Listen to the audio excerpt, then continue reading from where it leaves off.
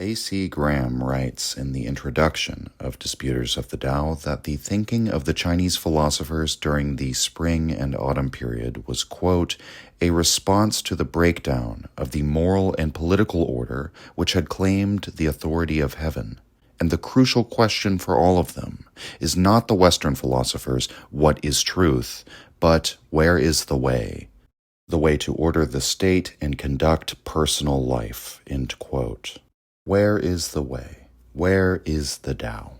The character Tao means the way. And in its earliest forms, which can be found on bronze inscriptions from around 1000 BC, it signified a figure walking on a path. The literal meaning of Tao is thus the way in the sense of a pathway on which one walks. In its earliest usage, it was a synonymy with the word Jing, which means both going or doing.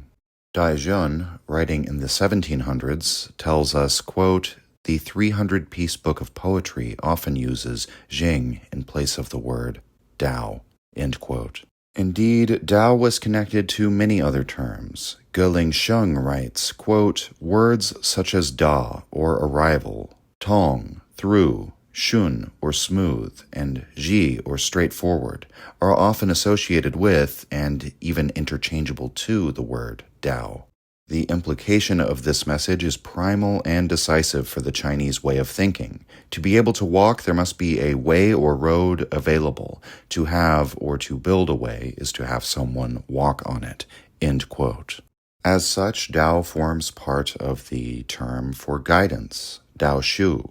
The pathway shows the course on which one should walk in order to move from place to place, and thus over time Tao acquires a less literal meaning and comes to indicate a way of life, a way of doing things, or a method of operation. This is what the philosopher was seeking when he sought the Tao. The term Tao, therefore, is not unique to any branch of Chinese philosophy. It concerns all of them, just as the term truth is not associated with any particular Western school of philosophy. So the first thing we have to do in approaching this topic, therefore, is get rid of any conventional notions you have regarding quote-unquote Taoism. Typically in the West, the foundational texts associated with Taoism are the Tao Te Ching by Laozi and the Zhuangzi. But if I were to make an analogy to Western philosophy, this might be like grouping Plato and Aristotle together into a single philosophical school, or Schopenhauer and Nietzsche for that matter. Obviously, there are important similarities in these pairings, and in both cases, the latter is inspired by the former, but there are also important differences between them in these cases. And in fact, the final chapter of the Zhuangzi, which lists the various philosophical schools, the philosophy of Laozi and the philosophy of Zhuangzi are listed as separate schools with differing worldviews. The matter is further complicated by the fact that both of these figures are composite characters, and their eponymous texts are almost certainly written by multiple authors. As the scholar Russell Kirkland has pointed out, there's no school of thought called Taoism in pre-Qin dynasty sources. This naming convention is a product of the Han-era thinkers and later. It wouldn't have been used by anyone living during the time of Laozi or Zhuangzi. And lest one think that we could anchor this school of thought in the religion of Taoism, or Dao Jiao, again, this is a later term. It arrives many centuries after these texts are written.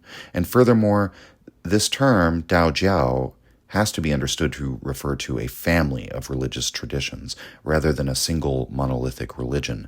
This family includes a series of movements and practices that are related but not all identical. The scholar Holmes Welch described them as a series of threads that are woven together and then split apart, and then sometimes come back together again, or like rivers which branch off and then rejoin. Further, these threads cannot really be understood separately from the commonly held and historical Chinese beliefs out of which they emerge and which serve as their backdrop. Beliefs about the origins of the world and its nature. Beliefs about one's relationship to their ancestors and their duties to them. Beliefs about celestial beings and ascended masters, as well as hygienic practices, alchemical and astrological beliefs, and the search for immortality.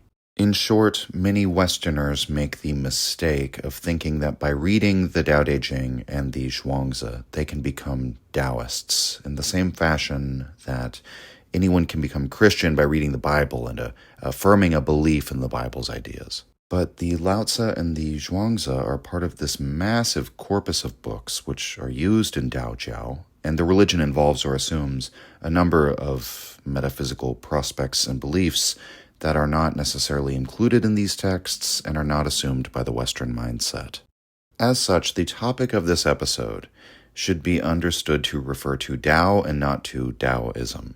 Every single school of thought during the spring and autumn period used the term. Arguably, the search for the way that characterized the philosophy of this time can be elaborated as the search for the way from disorder to order.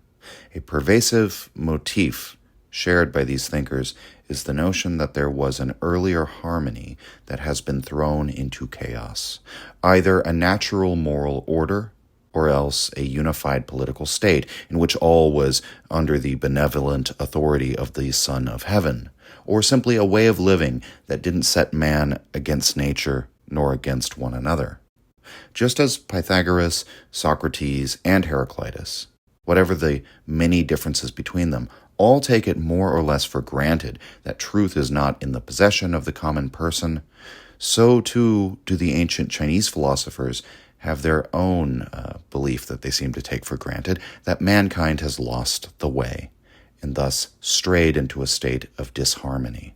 As A.C. Graham notes, it was Karl Jaspers who referred to the period of Old World history from roughly 800 to 200 BC as the Axial Age. This is the period of the Hebrew prophets, of Zarathustra, Gautama Buddha, and of classical Greek, Indian, and Chinese philosophy. Across these various cultural and geographic settings, there is an emergence of new ideas about religion, about statecraft, about ethics. There's a flourishing creativity, and it's always set against a backdrop of political disunity, characterized by many small competing states. In China, the Axial Age is instantiated in the Spring and Autumn period and the Warring States period. The Spring and Autumn era is set from 770 BC, when invasions from the steppes pushed the Zhou dynasty eastward and fractured the central ruling authority into many polities, until around 481 BC or so, when the Warring States period begins. By the time of the Warring States, there are, roughly speaking, 7 main polities in competition with one another. Most of the smaller states have been absorbed. Then, roughly coinciding with the end of Jasper's Axial Age, in 221 BC, the Qin dynasty is established, and the authority over China becomes centralized for a long time afterward. The Spring and Autumn period was not a period of outright chaos, but of decentralization characterized by gradual economic and social changes. Over the course of the Axial Age, China transformed from a typical aristocracy of the Bronze Age into a centralized state that now operated according to the logic of meritocracy and bureaucratization. The political structure of the Western Zhou period that preceded the Spring and Autumn period was defined by hierarchies of blood. The king appointed lords from among his familial relations who inherited lands along with various titles of nobility indicating greater and lesser status. They employed knights or retainers, again based primarily on familial ties. And so we have a feudal system that should be familiar to students of European history, in which we have the king, his lords, their knights, and the serfs. Graham writes, quote, "Goods circulated through tribute and gift rather than trade. Cities were noble fortresses. Artisans were a hereditary caste of serfs attached to estates or courts. Battle was waged between aristocratic archers and chariots with auxiliary infantry from the common people. Wars were comparatively short, and for the nobles restrained by a code of chivalry. Even after the dissolution into competing states, the kinship ties of rulers, for a long time, remained important, at least in political rhetoric. The weapons and ornaments of the aristocracy were of bronze. The rest of the people remained in the Neolithic age." End quote. However, the old noble code of ethics, their master morality in Nietzschean terms, began to winnow away over the generations. This didn't happen all at once. I would say the best way to think about it is that the pragmatic realities of the spring and autumn period increasingly incentivized these rival powers to abandon their previous practices of holding political authority strictly within the hands of those from noble families. So under the Western Zhou, these states were fiefdoms under a single dynasty, bound by ties of blood. Now, ties of blood provided little to no assurance of loyalty. When a larger state absorbed a smaller one, sometimes the class of retainers or knights were left to seek employment under any lord who would have them. As the various conflicts between these polities played out over the centuries, resulting in new consolidated states under the victorious parties, the victor, quote, increasingly chose his ministers for talent rather than birth, end quote. Over the course of this period, the Iron Age arrived in China, spurring economic growth. Trade and manufacturing of goods became a lucrative path in life, and a class of tradesmen emerged. Nevertheless, it was commonly understood that holding political office was the only reliable road to wealth and power. The office-holding class of Chinese society, Shi, sometimes called the class of knights, is perhaps best named in English with the term literati. The term literati came into common use in English from Latin in the 17th century to refer to the intellectual class. It's appropriate here to refer to the Shi because this was the class of men of letters, suitable to hold office not because they could drive a chariot and shoot a bow, but because they could read, write, and carry out the intellectual and clerical labor required of a large bureaucracy. And so many of the dilemmas posed by the philosophers at this time involve questions of holding office. We have to remember that this whole thing was very new. This meritocratic political structure can only be considered as a kind of experiment in human social arrangements. It was by no means the norm and probably has no true parallel outside China at this time. It was a remarkable period in which a smart and capable person, if he played his cards right, could secure worldly success for himself and his family. If the office seeker was a philosopher, perhaps he could influence the governance of one of these various states, such that the original unity could be regained. Thus, the philosophers often wondered, who is the right type of man to hold office? When is it right to accept an office? Is it perhaps better not to seek office, keep oneself away from public life if possible? The many schools of thought, styled as the 100 schools, arrived at various and conflicting answers to these questions. Among their writings, we have a wealth of philosophical inquiry, spurred on by the backdrop of the axial age and its chaos. The work of Confucius, Laozi, Zhuangzi, Mencius Xunzi, Confucius, among many others. We could compare the axial age of China to that of the ancient Greeks, who produce an abundance of artists and philosophers from their various warring city-states.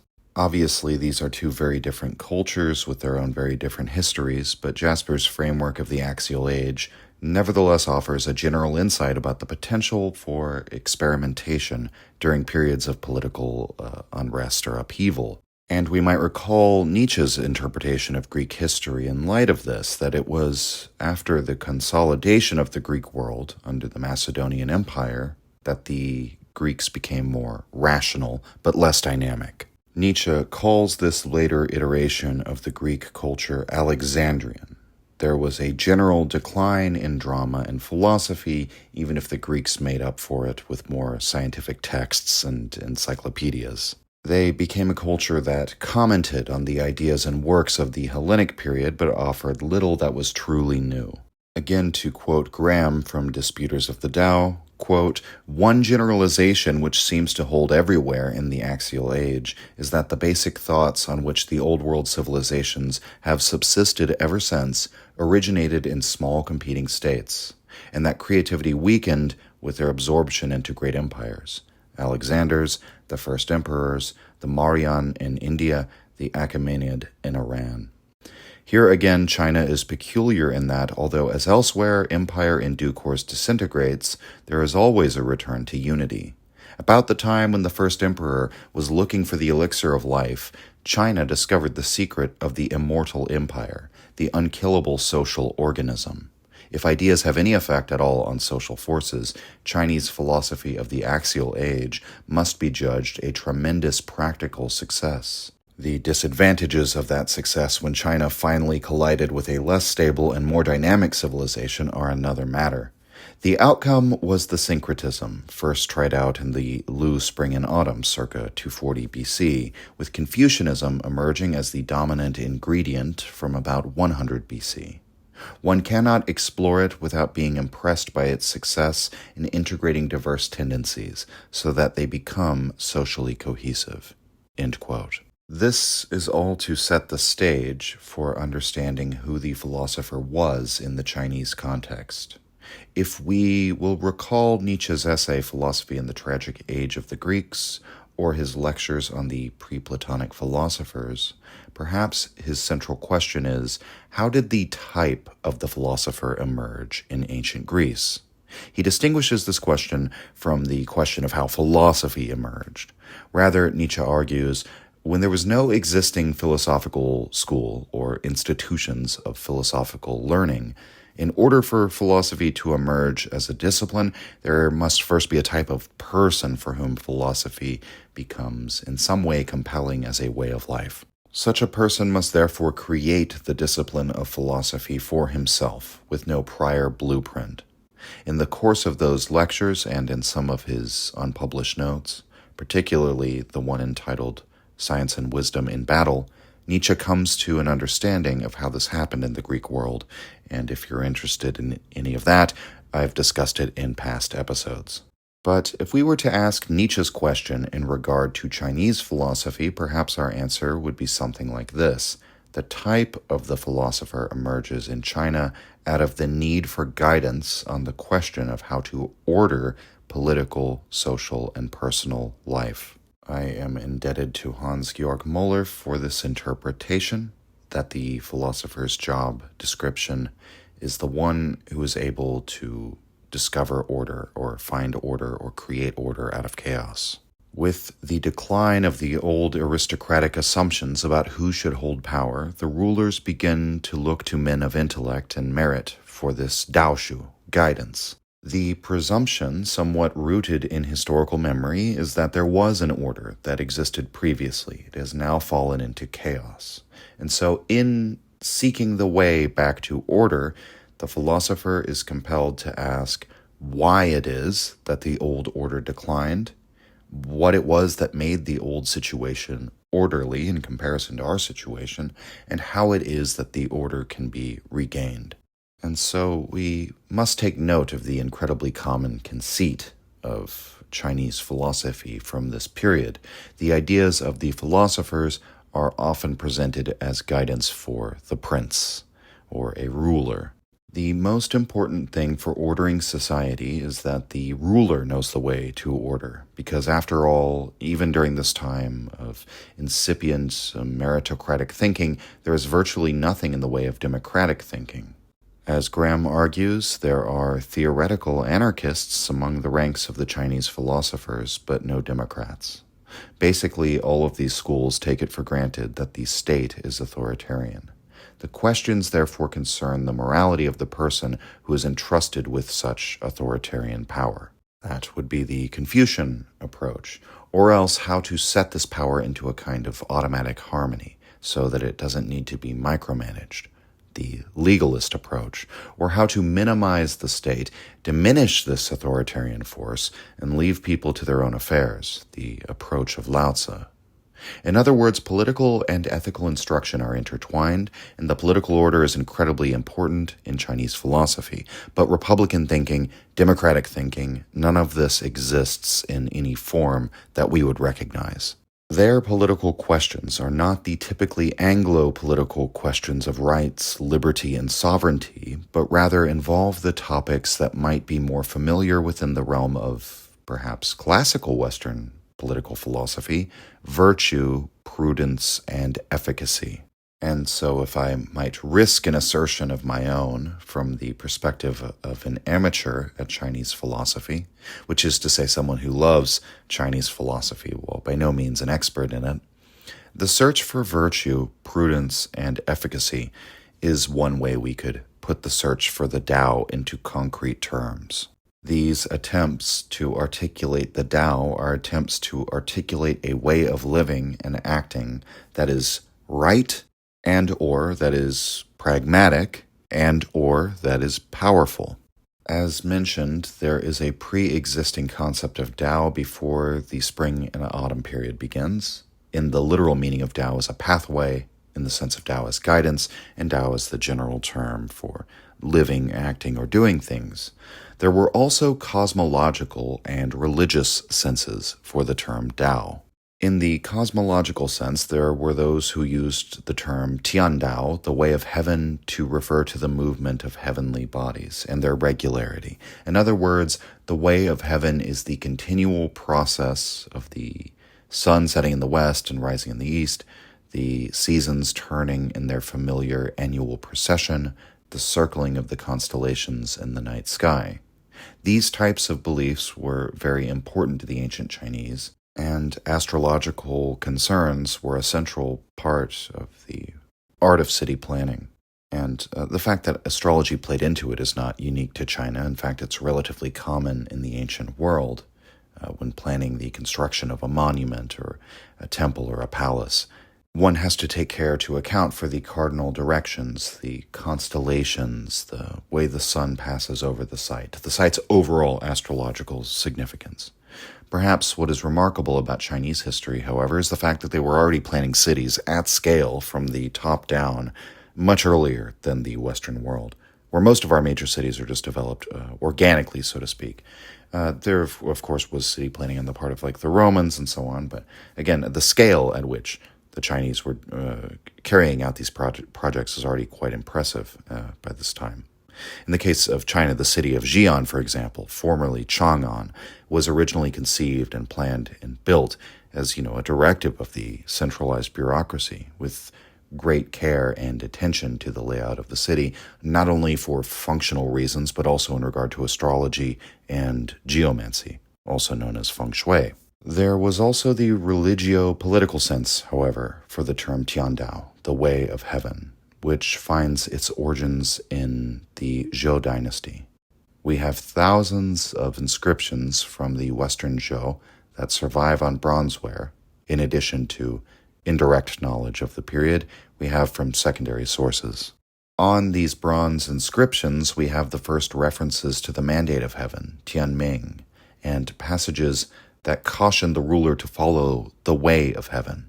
In this context, I think we can understand the term, quote-unquote, non-philosophically, perhaps simply by reference to similar Western beliefs about the divine right to rule, insofar as the mandate of heaven reflects the belief that there is a literal divine agency over the world.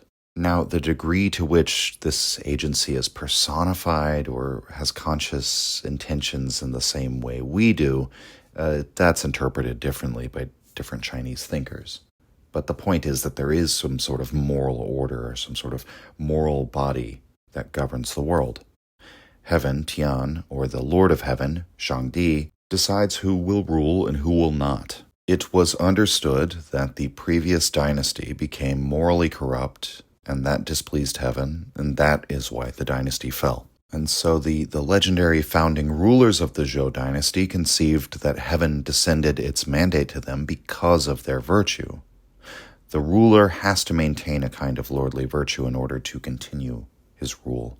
Essentially, it was the gluttony, it was the lack of self-discipline, it was the drunkenness and so on of the previous emperors that led directly to their downfall as an act of the divine. Now, obviously, there's considerable room for interpretation as to what that means, an act of the divine, and this will become part of the debates of Chinese philosophy. But if we look back to the very first bronze inscription that we have that uses the term that we usually translate as the Middle Kingdom, the traditional name for China, so the first time that term is ever used, on that inscription, it invokes these concepts of the divine mandate, and it's also the first appearance of the word de for virtue.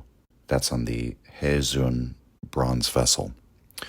What is it that constituted the virtue of these previous rulers, the great kings of the Zhou dynasty, before they were pushed east and their power diminished? Well, in some sense, we might say that in itself is the question that the philosophers debated. What is it that constituted their virtue?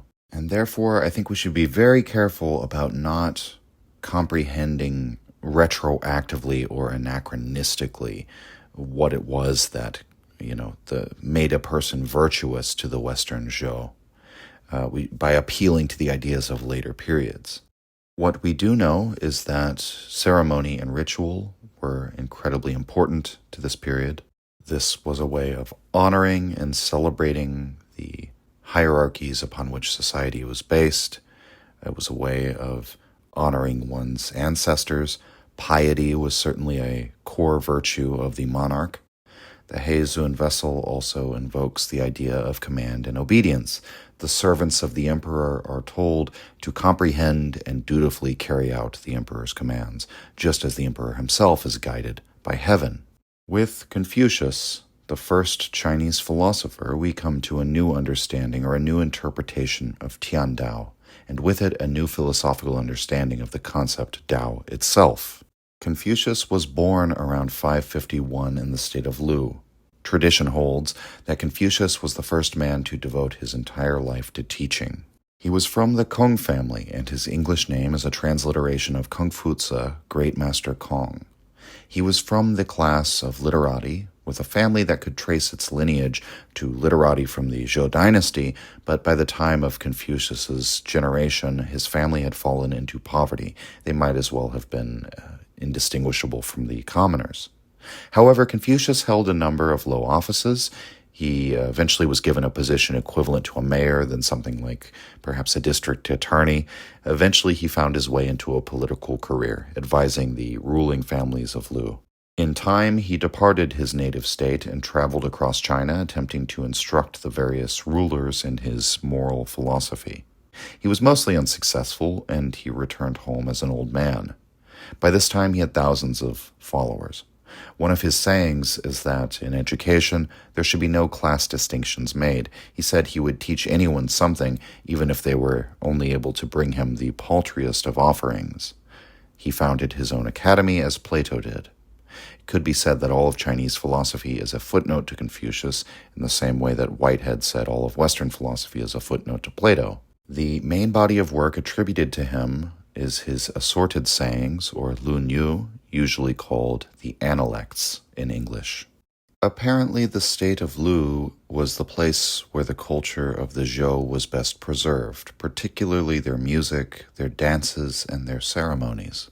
During the 540s BC, visitors would come to Lu and make this observation. One visitor from the state of Qin goes so far as to say, quote, "The ceremony of Zhou is all in Lu," end quote. And so this is the place where Confucius grew up, and a core teaching of Confucius is to uphold the traditional ceremonies and music.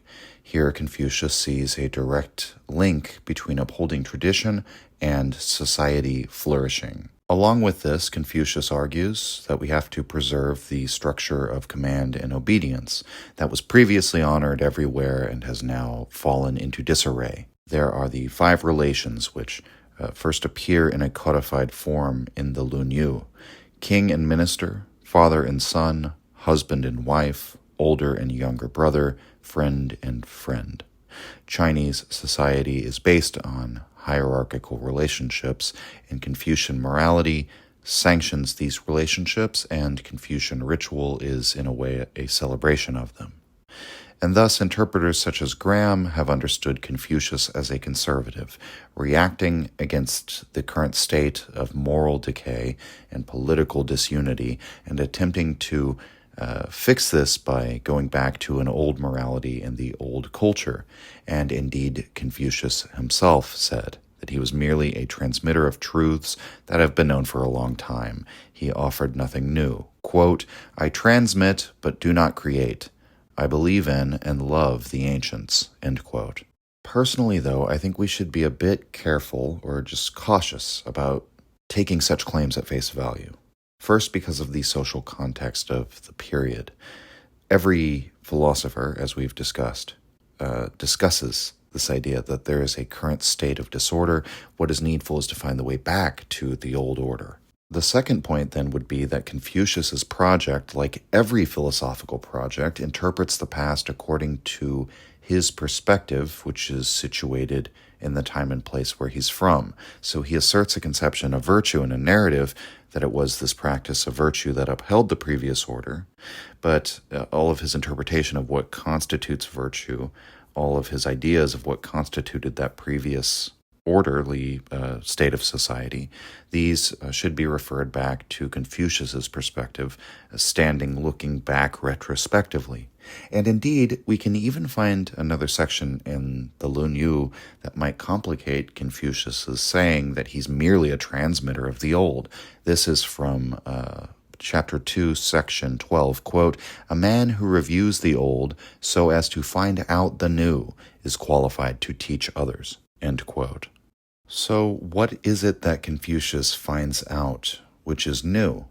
I would argue that it is the way in which Confucius distinguishes Tiandao, the way of heaven, from Rundao, the way of mankind. Run can be translated as humanity. In the sense of Confucian virtue, we would call it humaneness. Run was a relatively new virtue, and I say relatively new because the word itself doesn't even appear on the oracle bones. Those are the most ancient form of material culture in China that transmits their language. In the Western Zhou period, Run was usually understood in the simple sense of benevolence. So in the context of a king or a ruler, it meant being generous, forgiving, and just generally caring about the welfare of the people. Confucius has a more subtle and at the same time far-reaching understanding of the term. There are a number of passages in the Analects that articulate Confucius's focus on Run, humanity, and flesh out what he means when he calls humanity a virtue. We will consider a handful of them. This is from Chapter 6, Section 29, quote, "A man of humanity, Run, wishing to establish his own character, also establishes the character of others, and wishing to be prominent himself, also helps others to be prominent," end quote. One might be reminded of the Socratic understanding of virtue, that virtue is not simply a matter of personal development, but it fosters virtue in others. And so one's Run, one's humanity, is not just their personal ethos. It's driven by a concern for the human beings who are around you. This is from 17:7. Quote, "Shang asked Confucius about humanity. Confucius said, 'One who can practice 5 things wherever he may be is a man of humanity.' Shang asked what the 5 are. Confucius said, 'Earnestness, liberality, truthfulness, diligence, and generosity. If one is earnest, one will not be treated with disrespect. If one is liberal, one will win the hearts of all. If one is truthful, one will be trusted. If one is diligent, one will be successful. And if one is generous, one will be able to enjoy the service of others," end quote. So in this passage, humanity has come to mean something much more than benevolence. It's taking on a holistic quality. And there is a sense to this. I don't think it's an arbitrary act of redefining the term humanity. All of these qualities, earnestness, truthfulness, diligence, and so on, similar to that broad view of humanity that he talked about earlier, they're not simply valuable for one's own prominence or one's own advancement in life, but for the sake of the commonwealth. There is a sense in which the virtue of humanity is all about, we might say, benefiting humanity, not just in the way of being generous. I mean, liberality is one part of it, right? But also in these other senses. Let's look at 12:23, quote, "Fan Shi asked about humanity. Confucius said, 'It is to love men.' He asked about knowledge. Confucius said, 'It is to know man,'" end quote. I think we should also be equally cautious about making too broad of a generalization about the Confucian view of knowledge or learning based on this passage. But at least in this context, Confucius seems to tie knowledge itself to knowledge about mankind. So why would all of this be the case? In particular, why would Confucius refer us back to mankind as the object of knowledge? Is not his project for us to relearn the way of heaven, to follow the way of heaven? Isn't the problem that men have strayed from the way of heaven? Is that not the source of our current disarray? Why then should we be interested in the ways of men? Indeed, as Wang puts it, Confucius interprets heaven as a kind of moral law that operates by itself, and that, quote, this is the way according to which civilization should develop and men should behave, end quote. How then are we to make sense of the emphasis on humanity, or the fact that the word run appears more than 100 times in the Analects? It's discussed more than any other term, including piety. One way of understanding this is that run in the work of Confucius is being elevated from a particular virtue, just one of many virtues, to a general virtue.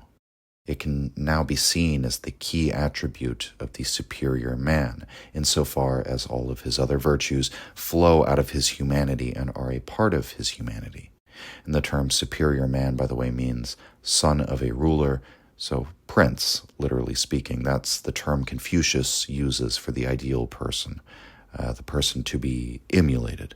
Let's look at, this is in the Lunyu 4:7, quote, I have never seen one who really loves humanity or who really hates inhumanity.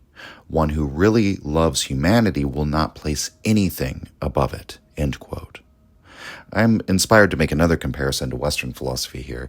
We might recall when Socrates says in the Republic that the knowledge of the good, which is the form of forms, and so that's, it's the source of all perfection, all knowledge in the world, right? That's the hardest thing to attain. And that it's quite possible that there's no one alive who truly possesses knowledge of the good. It's possible. Confucius similarly says, humanity is the highest thing, the most important virtue, the virtue of virtues, and perhaps no one really lives up to it. But again, we have this incongruity, at least superficially speaking, as regards which way mankind should follow. As another example, we might look to Analects 3:4. Quote, if a man is not humane, run, what has he to do with ceremonies? Li. If he is not humane, what has he to do with music? End quote. So once again, Confucius can be understood as the conservative who's attempting to restore the music and ceremonies of earlier ages, which celebrates the old hierarchies, honors heaven and the ancestors, accords with the way of more pious times. But on the other side of that coin, here he emphasizes that you have to first be humane. You have to first possess the virtue of humanity in order for you to be fit to take part in the music and ceremonies. So to recapitulate, Zhuang has become a core virtue, a general virtue, that in a way defines the virtuous man or the superior man. And without this virtue, the return to the old rituals or their preservation will not be effective. Zhuang is therefore the necessary component.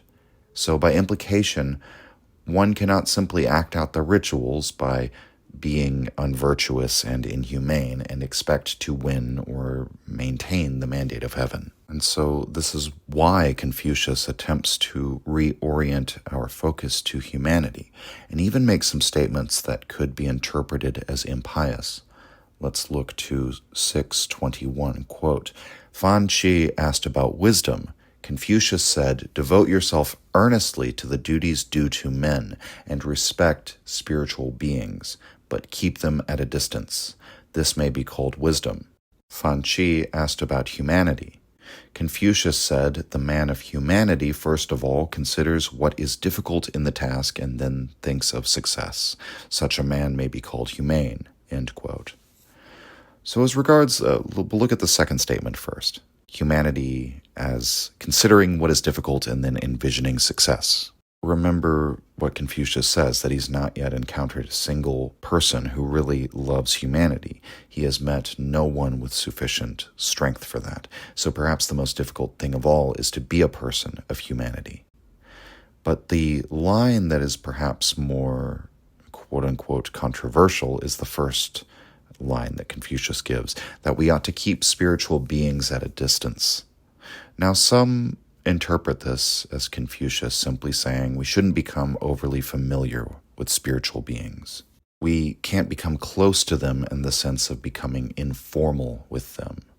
So, formality in, the Confucian whole worldview is incredibly important, and it's established based on basically differences, distances between things. When someone is being inappropriately informal, they're not honoring that distance that should be kept. And so with the whole world of spirits, we have to keep a separation between ourselves and the spiritual out of respect for it. But I think there's also a sense here in which Confucius is saying to keep our focus, our orientation on the world of men, insofar as he first emphasizes, in his response, earnest devotion to one's duties to mankind. And I think this is much more explicit in another passage in the Analects 721, quote, Confucius never discussed strange phenomena, physical exploits, disorder, or spiritual beings, end quote. So he's not really interested in anything beyond the human world. So essentially the point is for the world to become orderly, and specifically the human world, the world that we as human beings have control over and thus responsibility for. There's another infamous passage which is often quoted to demonstrate Confucius's primary concern with human beings above all else. This is 1013, quote, a certain stable was burned down. On returning from court, Confucius asked, was any man hurt? He did not ask about the horses, end quote. And so it's almost a comical disregard for anything other than human life, even disregard for the animals that are presumably a part of human life. Or we could look at this passage in 3:18, quote, Zukong wanted to do away with the sacrificing of a lamb at the ceremony in which the beginning of each month is reported to the ancestors. Confucius said, Zu, you love the lamb, but I love the ceremony, end quote. So, the animal world doesn't concern Confucius, except insofar as the animals are necessary for human life, for its nourishment and ritual offerings. So too the spiritual world should be respected and honored but kept at a distance. It doesn't really need to be discussed. Confucius is not interested in ghost stories or in the supernatural. The importance of the spiritual world is, primarily speaking, that moral order that this world represents. In other words, the importance of the spiritual, in a way, is referred back to the human. And so one way to disentangle this apparent incongruity would be to understand Confucius's attitude as regards the way of heaven and the spiritual as something that human beings should emulate, but without claiming an identity between heaven and mankind. The working premise of this attitude is that the way of heaven is essentially harmonious. What we wish to emulate in the way of mankind is precisely this harmony. But the distinction between the two is equally important because of the way in which Confucius used the term heaven, in contrast to how it was understood beforehand. As Wang argues, quote, up to the time of Confucius, the supreme power was called Tsit, the Lord, or Shang, the Lord on high, and was understood in an anthropomorphic sense. Confucius never spoke of Tsit. Instead, he spoke of Tian, heaven, end quote. This sense for what heaven is, as a kind of, again, moral order rather than something to be understood theologically, this already existed to some extent, but Confucius entirely depersonifies heaven in the way that he uses the term. It's not so much a personal being who's making conscious, intentional decisions of when to give the mandate to a ruler and when to take it away. Confucius effectively relocates intentionality and purposiveness and consciousness to the human realm. He doesn't ever talk about life after death or the will of the gods. As such, the term with which Wang and others identify Confucius is humanism. He's obviously not in the same category as Enlightenment-era secular humanists. That ideology comes with a series of egalitarian values that Confucius would almost certainly reject. But here we identify him as a humanist because his instruction is purely ethical and practical. Even when he recommends that we preserve the old dances and music and ceremonies, this is for a practical reason, for the ordering of society. Robin Wang, in her book Yin Yang, The Way of Heaven and Earth in Chinese Thought and Culture, writes, quote, "The Confucian Tao refers primarily to a human way of life, centering on ethics, politics, and culture," end quote. She then cites a rather enigmatic passage in the Analects, 1529, quote, "The master said, human beings can broaden Tao. It is not the Tao that broadens human beings," end quote. Shang has it translated this way, quote, "It is man that can make the Tao great, and not the Tao that can make man great," end quote. This is hard to translate because broaden in English, I think, works better for the term Tao, whereas makes great works better in English when referring to a person. So the term broaden we can understand in the sense of a pathway becoming broader. So human beings can make the right road, the road to order or harmony, broader, thus more people are able to follow it. But the way itself doesn't act autonomously in order to make human beings greater than they are. Again, if we remember the literal meaning of Tao as a pathway, this sentiment makes perfect sense. It's human beings that make the roads. We are responsible for their care and maintenance. Having made the way to virtue greater, broader, easier to follow, then the way may lead more men towards order. But it doesn't work the other way around. The road doesn't create itself. It doesn't maintain itself. It doesn't cause human beings to follow it. As such, even as the Confucius morality is in so many ways a recapitulation to and reification of the traditions and pre-existing hierarchies, we must understand that a radical reinterpretation has taken place here with Confucius that could be compared to the Socratic revaluation of values that took place in Hellenic Greece. That is, if we follow Nietzsche's interpretation of those events. As we all know, Nietzsche attacked Socrates as the bringer of a theoretical culture, which was diametrically opposed to the vital Dionysian, life-affirming culture that preceded it.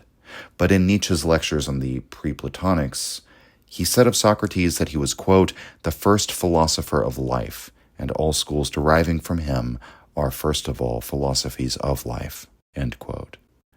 And by this he means that Socrates was the first philosopher who attempted to produce a guide to life, whereas his predecessors were for the most part natural philosophers. They were more concerned with ontology and the natural sciences and so on. They were concerned with what is. Socrates brings forth this concern with what ought to be. Nietzsche elaborates, and I'm quoting from that lecture in an abridged form, quote, "Socratic philosophy is absolutely practical. It is hostile to all knowledge unconnected to ethical implications. It is for everyone and popular, because it holds that virtue may be taught. Previously, simple custom and religious subscription sufficed. This is the essentially Socratic belief that knowledge and morality can join. Now, the reversal of this proposition is revolutionary in the highest degree. Everywhere luminous knowledge does not exist is bad." Here, Socrates becomes the critic of his times, end quote. A comparison to Confucius, I think, would be more than apt. Whereas before, in the Western Zhou period, custom and religious superstition sufficed, now in these disordered times, it seems clear that these things were not enough, if the virtue, the humanity, was lacking in those who practiced those customs. Confucius holds learning and knowledge above all, but he says, again, true knowledge is knowledge of mankind. And so Confucius, like Socrates, makes his teaching universal. The instruction of virtue is a matter of broad societal importance. In doing so, Confucius has employed Tao in a new and very different sense from the way it was used formerly. Rundao, the way of human beings, gestures towards an ideal way of acting in the world, which emulates heaven but is distinguished from it. It is not synonymous with it. And it doesn't act by itself, run Dao. It doesn't take care of itself. It's maintained by human intentions and actions. One of the early Confucians, Xunzi, makes this explicit. Quote, "The way is not the way of heaven, and is not the way of earth, but is the way of human beings, and the way followed by gentlemen." End quote. Now, Xunzi is an interesting character in and of himself, as is his traditional antipode, Mencius. And we'll consider those respective worldviews a bit later in the episode. Before we get to these successors to Confucius, I want to proceed chronologically to the next major philosophical work that gives a new sense to the term Tao, and that is the Tao Te Ching. The significance of this text in redefining Tao simply cannot be overstated. The traditional author of the Tao Te Ching is Laozi, a figure that has accrued so much myth and legend around him that it is almost meaningless to try and extract a historical figure out of these stories. When the historian Sima Qian writes of Laozi in the 1st century BC, he has to list out these multiple conflicting accounts of who Laozi was because it was already uncertain which accounts are true and which are not. Often he was held to be a contemporary of Confucius, although some followers of Laozi asserted he actually preceded Confucius. I think according to contemporary scholarship, Laozi is almost certainly a composite character. He's a figure who's created in order to be attributed as the author of the Tao Te Ching.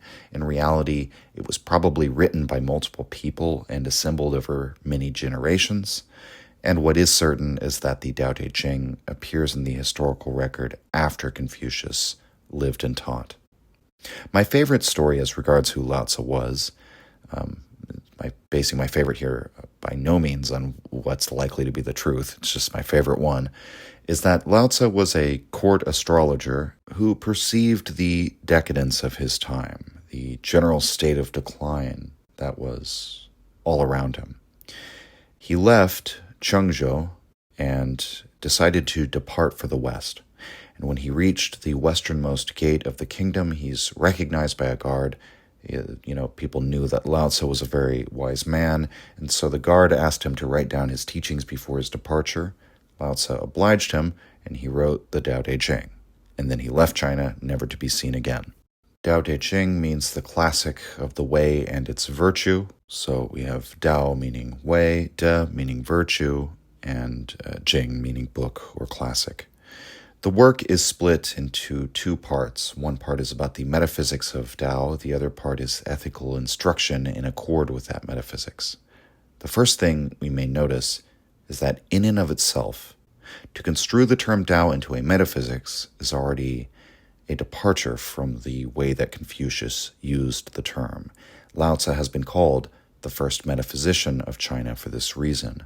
From the very first chapter of the Tao Te Ching, we get this statement, quote, "The Tao that can be Taoed is not the constant Tao," end quote. To use Tao as an adjective in that way means to follow the way. So the way that can be followed is not the constant or the eternal way. So immediately we have this idea of an eternal Tao, Tao elevated into a type of ontology. There are all sorts of ways of life, or we might say Taos, that are followed by the myriad living things in existence. We might speak of the Tao of the birds, or the ants, or of human beings for that matter. And there are even Taos, we might say, ways of behaving or processes that inanimate things follow. So think of the water cycle, the movement of heavenly bodies, and so on. For Laozi, behind it all is a oneness, one enduring Tao, one way that determines or encompasses every way or process of the myriad things. And thus, it can be emulated by none of them. To speak in Heideggerian language, Laozi is describing the being of beings, not the beings themselves. So already on page 1 of the Tao Te Ching, Ren Dao is no longer the Tao that demands our utmost attention, as it did with Confucius. Whatever contrasts we may draw between the worldview of Confucius and that of Laozi, and believe me, there are many such contrasts, Many astute interpreters have often asserted that this is the most significant disparity. The metaphysical stance of the Tao Te Ching is fundamentally that there is a oneness to nature, a single principle through which all nature can be understood. Perhaps understood is the wrong word, right? Because you could say the Tao Te Ching is not so much aimed at understanding, but getting us to let go of the need for understanding. But that's neither here nor there.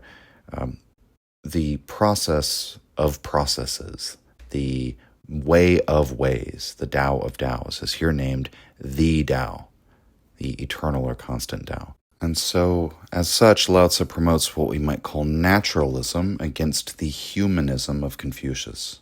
For Confucius, it's men who make the Tao great, but for Lao Tzu, such a statement could only concern Zhuang Tao, not the constant Tao of nature. When it comes to the constant Tao, precisely the opposite is true. It's only by following the Tao that man can be made, quote-unquote, great. Although, again, the Tao Te Ching's definition of greatness is certainly very different from that of Confucius.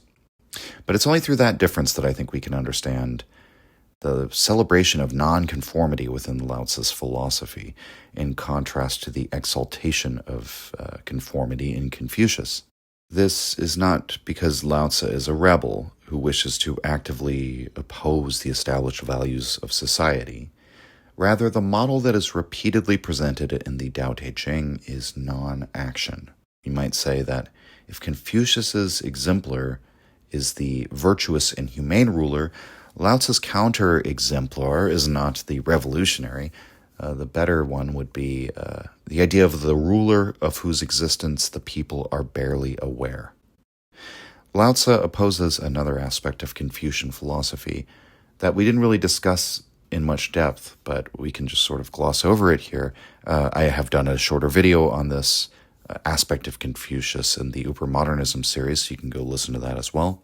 But this is the rectification of names. Confucius holds that the names we use should accord with the actuality. The language we use is important because the names we give to things impose a telos on them. A name doesn't just convey a state of affairs, what is the case, but what ought to be the case. When we call someone a king, for example, there's a whole series of moral duties and character traits associated with that name, without which the mandate of heaven is revoked and the individual ceases to be a king at all. And so it's of great importance that the name match the actuality. For Lao Tzu, this is wrong-headed, because the name can never match the actuality. Again, in the first chapter, we get this line, quote, "The name that can be named is not the eternal name. The nameless is the origin of heaven and earth," end quote. In other words, Lao Tzu actually draws a separation between language and actuality. Whatever names we come up with, these can only be useful as regards ourselves as one thing among the myriad things. One can never, quote-unquote, name the nameless. The eternal Tao is beyond all such designations because all attempts to designate what it is end up limiting or constraining it in some fashion. But the eternal Tao, again, encompasses everything and therefore can't be constrained without, if you do that, if you impose that limitation on it, you falsify it in some way. Again, to make another comparison, this kind of attitude about being, you could see it in many Western philosophers who have written about the ineffability of the absolute or the divine. I think Maimonides and his Via Negativa, also known as apophasis, conveys this. We can't really assert anything positive about God, right, without falsifying and diminishing his nature, because God's attributes are all infinite. So anything we can say within our language that expresses the finite can't really capture anything of God's nature.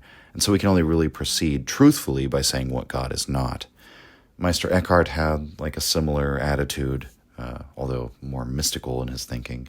There are many other examples of such thinkers. And so the fundamental metaphysical claims about the Tao in the Tao Te Ching are that it precedes all beings, all heaven and earth, its qualities can't be articulated, and it acts by not acting. And that last point, I think, is especially key. Accordingly, Ling Shang has argued that Lao Tzu essentially articulates a view of the Tao as non-being. After all, no qualities can be assigned to it, nothing can be said of it, we cannot even say that it exists, we cannot even attribute that aspect to it.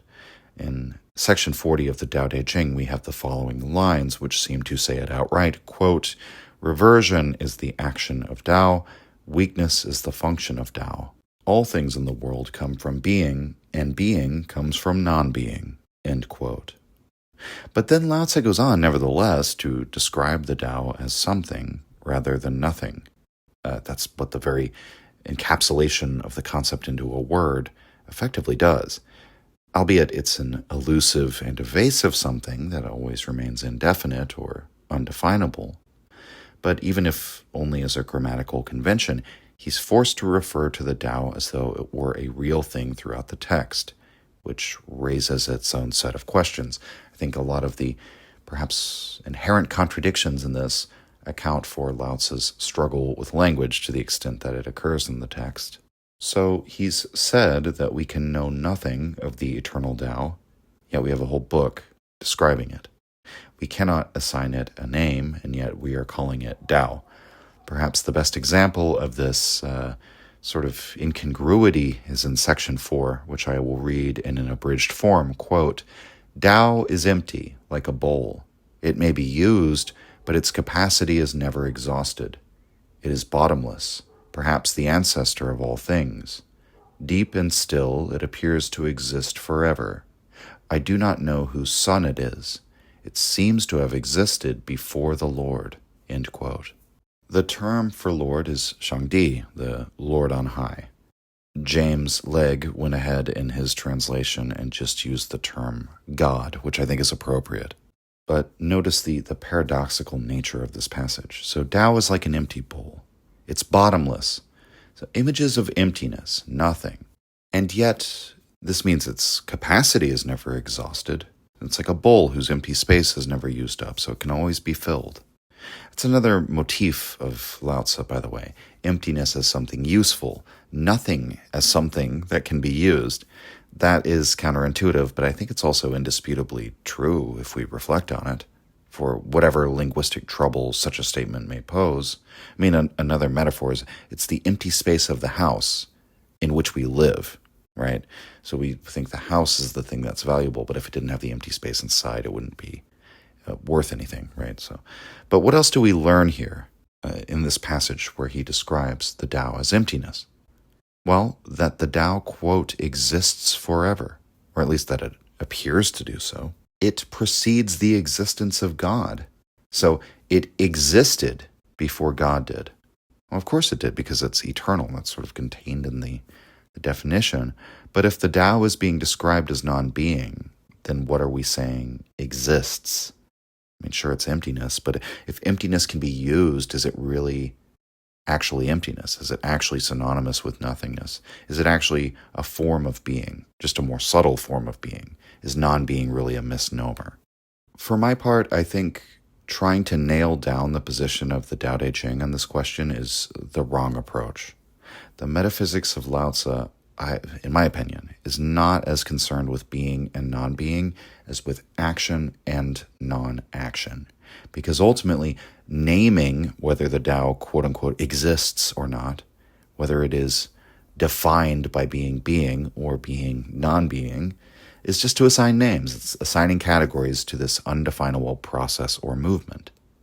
The substantive metaphysical claim that Lao Tse makes, in my view, is that ontologically, preceding any action, there's a background of non-action. Just as behind whatever manifests, there's something hidden. Behind the myriad things, or the 10,000 things, there is a oneness.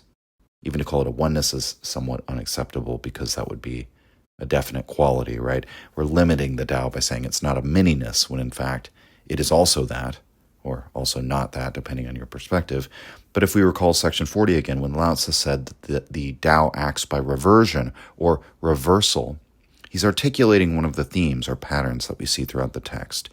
The Tao moves from one opposite pole to the other because the two poles imply one another and depend on one another. From this way of thinking, non-being can become fecund, and non-action can become productive. And so I think a helpful way to understand the metaphysics of Tao here in the Tao Te Ching, though by no means the only way, is to view the unnameability of the Tao through this lens of opposites containing one another, and therefore non-action being the ground of action. So too then is non-being the ground of being. This statement, I don't think, is meant to produce a clear metaphysics. It's not meant to produce a definitive ontological formulation, however we want to put it. I think that would be to misunderstand Lao Tzu's project, which, if I may be so bold, is to disclose or at least to gesture towards a movement or process rather than reify the Tao into a concept. So what is that movement or process? We'll look at a few sections in the Tao Te Ching where I think it becomes clear. This is 37, quote, Tao invariably takes no action, and yet there is nothing left undone. If kings and barons can keep it, all things will transform spontaneously, end quote. Again, a contrast with the Confucians is apt. The Confucians focus on the way of men, while emulating the way of heaven. Lao Tzu advocates for emulating that which preceded heaven, which is the Tao. It's a very different Tao than the moral order the Confucians envisioned. It is a way of not acting, letting things happen naturally or spontaneously. That's the model the king should follow. Let's look at number 43, quote, The softest things in the world overcome the hardest things in the world. Non-being penetrates that in which there is no space. Through this, I know the advantage of taking no action. Few in the world can understand teaching without words and the advantage of taking no action. End quote. So the softest things in the world overcome the hardest. I mean, the best image for this is the Grand Canyon, right? Water, at least in theory, is softer than rock. I mean, obviously, if you fall from a great height and you hit the water, that isn't true. It can be just as hard as concrete.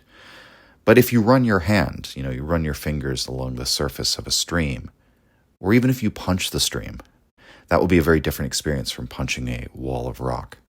But nevertheless, over millions of years, hundreds of millions of years, soft flowing water cuts down and wears away solid rock.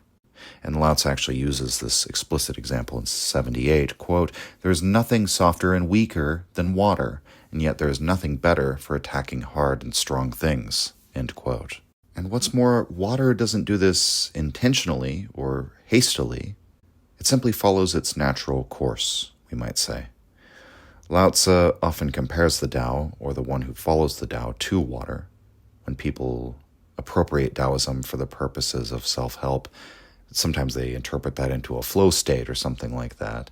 They'll take those kinds of insights from the Tao Te Ching, if we indeed could call them that.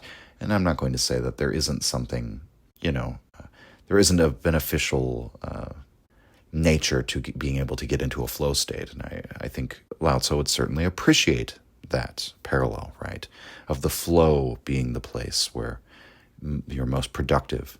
But let's look at what the specifics are of the comparison of the Tao to water, of what Lao Tzu says in chapter 8, quote, The best man is like water.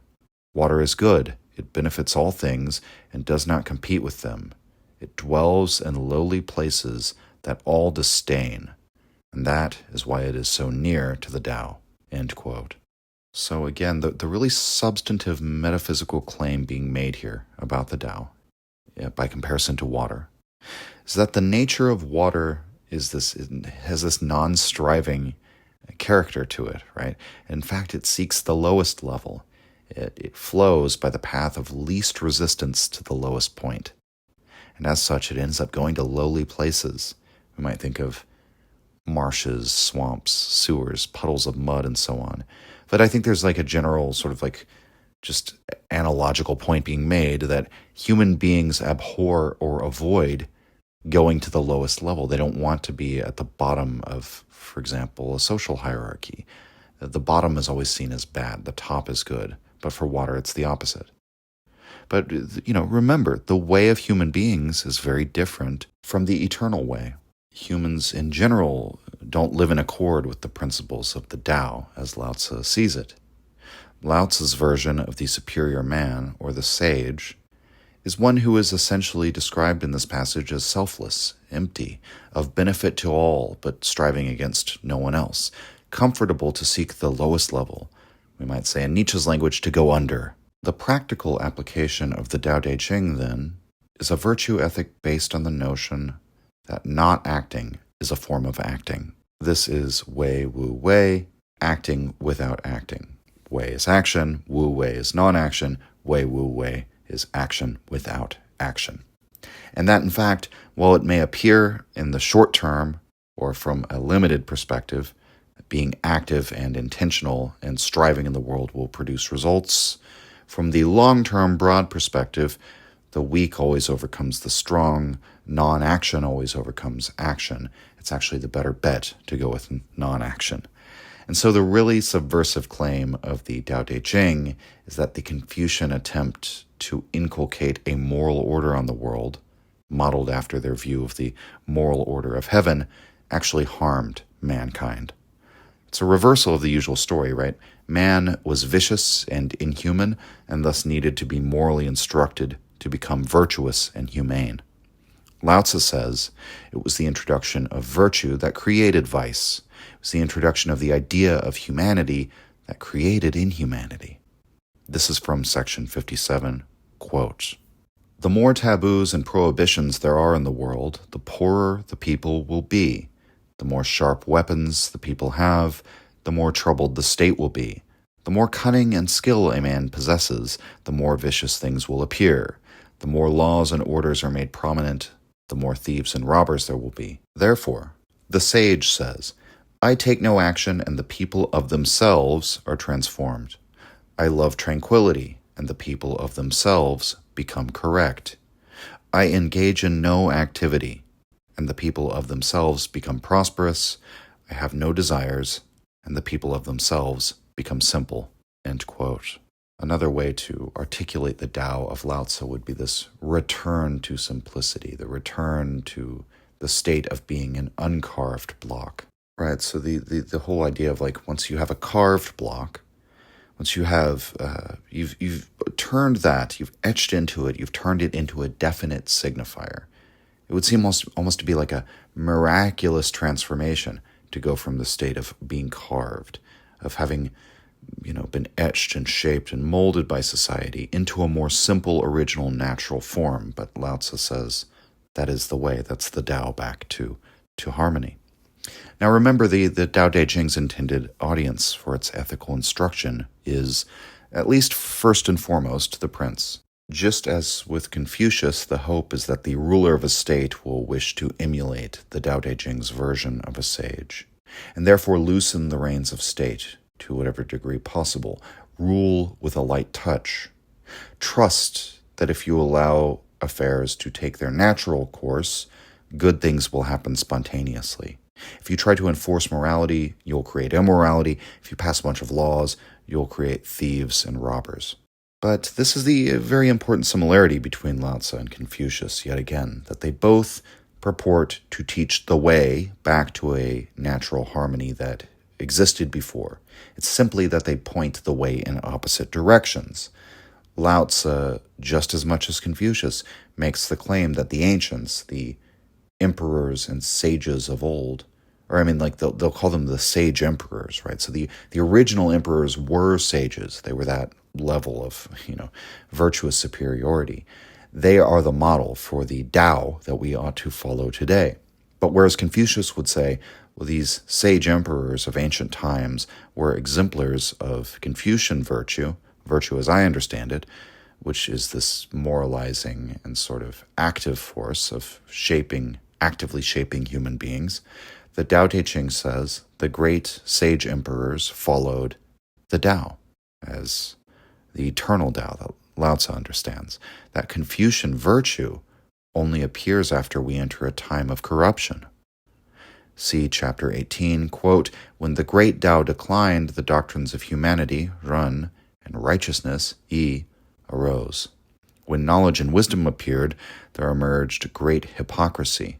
When the 6 family relationships are not in harmony, there will be the advocacy of filial piety, and deep love to children. When a country is in disorder, there will be praise of loyal ministers, end quote. But Lao Tzu asserts that prior to that sad state of affairs, there were those rulers who understood the Tao and practiced virtue in accord with that understanding. See section 15, quote, "Of old, those who were the best rulers were subtly mysterious and profoundly penetrating, too deep to comprehend. And because they cannot be comprehended, I can only describe them arbitrarily. Cautious, like crossing a frozen stream in the winter. Being at a loss, like one fearing danger on all sides. Reserved, like one visiting. Supple and pliant, like ice about to melt. Genuine, like a piece of uncarved wood. Open and broad, like a valley. Merged and undifferentiated, like muddy water," end quote. So the muddiness, state of being muddy or undifferentiated, it's not normally how we describe sages and great leaders, right? Their state of mind. But this is the picture in the Tao Te Ching of the best rulers of old. Cautious, at a loss. Reserved, yielding, simple like the uncarved block, open and broad-minded. Like the Tao itself, these sages cannot be comprehended. They can only be known indirectly by analogy. They're not described as active or moralizing, but hesitating and unsure. We also have this description in section 65, quote, "In ancient times, those who practiced Tao well did not seek to enlighten the people, but to make them ignorant. People are difficult to govern because they have too much knowledge. Therefore, he who runs the state through knowledge is a robber of the state. He who rules a state not through knowledge is a blessing to the state. Always to know the standard is called profound and secret virtue. Virtue becomes deep and far-reaching, and with it all things return to their original natural state. Then complete harmony will be reached," end quote. So I think that's all rather clear, pointing the way back to the original harmony. But the way is not through the instruction of virtue, right? In fact, the text invokes secret virtue. So virtue is something that you keep to yourself, or that the sage keeps to himself. He doesn't go and try and instruct everybody in it, because this attempt to enlighten people actually makes them worse, precisely because of the fact that the Run Tao is not the eternal Tao. Attempting to rule the state through ethical instruction is folly. And really, if we're being serious, I mean, the prospect of the state that relies on everyone in the state behaving morally is somewhat ridiculous. The very point of the law is to enforce order on those who can't be counted on to behave morally. Now, obviously, Lao Tzu has already said making two laws is also going to create disorder in and of itself. So his point is not to rule with an iron fist, but we have to note that the legalists, a later school of thought, took inspiration from the Tao Te Ching and actually enacted some of the darker possible interpretations of that passage, like this one: don't rely on instructing people in virtue, make them simple, right? So keep them ignorant, essentially. That's literally the logic of this passage, that people with too much knowledge are hard to rule over, so it'll be easier to rule over people who are simple and ignorant. That could certainly have a very dark interpretation or implementation of that idea. But this is another rebuke to the Confucian conception of Tao. For Confucius, learning and knowledge are obvious societal goods that ought to be fostered. The value of learning can't be separated out from the Confucian morality, because learning is the basis of moral instruction. Lao Tzu rejects this, and he even rejects, as we have seen, humanity as this general virtue out of which all the others flow. This rejection can be seen in perhaps the harshest passage in the Tao Te Ching, chapter 5, quote, "Heaven and earth are not humane, run. They regard all things as straw dogs. The sage is not humane. He regards all people as straw dogs," end quote. Straw dogs were quite literally that. They were dog figurines made out of straw, and they were used as a substitute for a living dog in a ceremonial sacrifice. So we don't have to kill a real dog anymore. We can just make one out of straw and destroy that. So the straw dog is above all made to be destroyed. It is disposable by nature. It is treated with reverence, but it is destroyed. That's the point of why it's made. So if heaven and earth regard all things as straw dogs, all things are impermanent, then we might say, to paraphrase, nature is totally indifferent to all things within it, the same way that we're indifferent to disposable, inanimate objects that we create. And so in emulation of heaven and earth, the sage, the superior man, and he's doing this emulation, again, not because there's a moral order there, but because he's perceiving the eternal Tao within the operation of heaven and earth, we might say. So the sage also regards all things within the human world with indifference. So he is not a man of Run. He doesn't follow Run Dao. The virtuous man doesn't have this humaneness, this sentimentality. He has something more like equanimity. It's probably the most positive way that we can put it. So Run is rejected as a virtue. It's not a virtue. It's another false virtue. It's a sign of degeneration at best. At worst, maybe it's even a cause of vice. And I think this is the reason for the apparently paradoxical claim in chapter 38 that the superior man is not conscious of his virtue, and it is for this reason that he possesses virtue, whereas the inferior man is conscious of his virtue and therefore he lacks it. If we survey the many claims that have been made so far by the Laozi, we will see that it cannot be any other way. When virtue is consciously or intentionally acted, it's going to set one out of step with the Tao.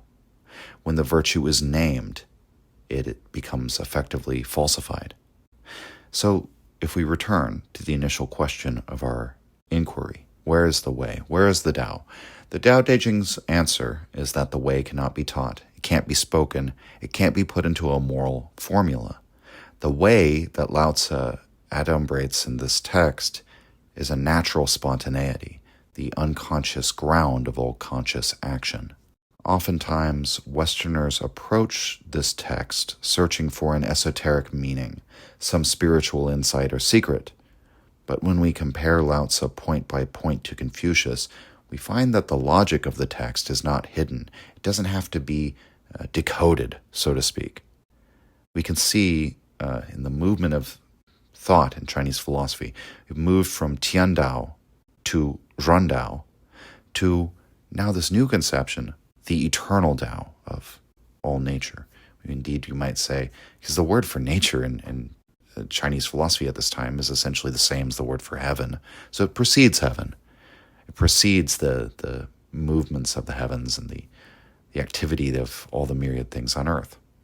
The central claims about this new conception of Tao are all refutations of the Confucian claims.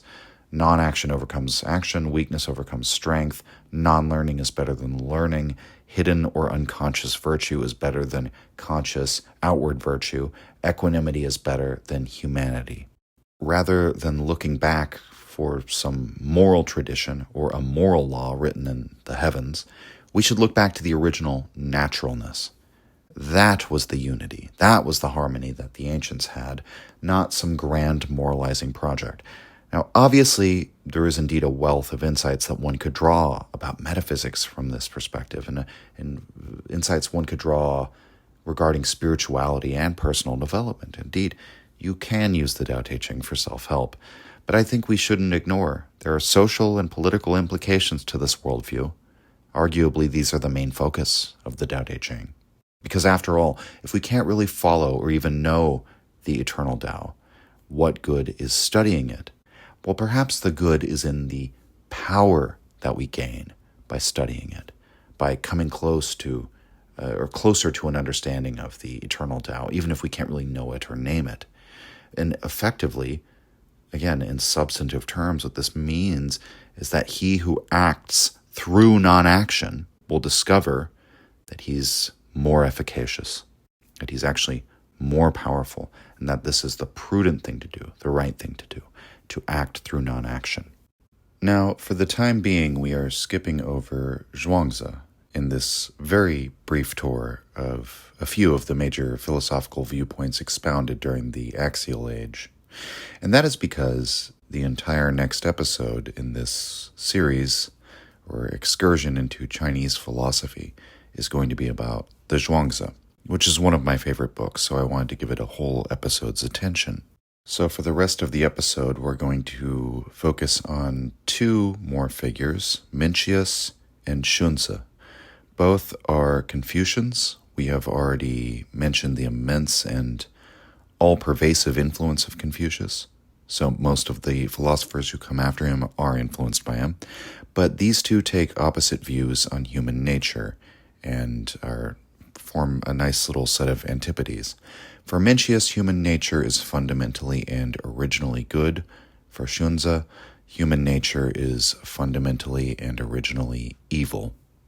Now, these may seem like extreme positions that, perhaps I think most people are going to respond to this by saying the reality is that it's somewhere in the middle, right?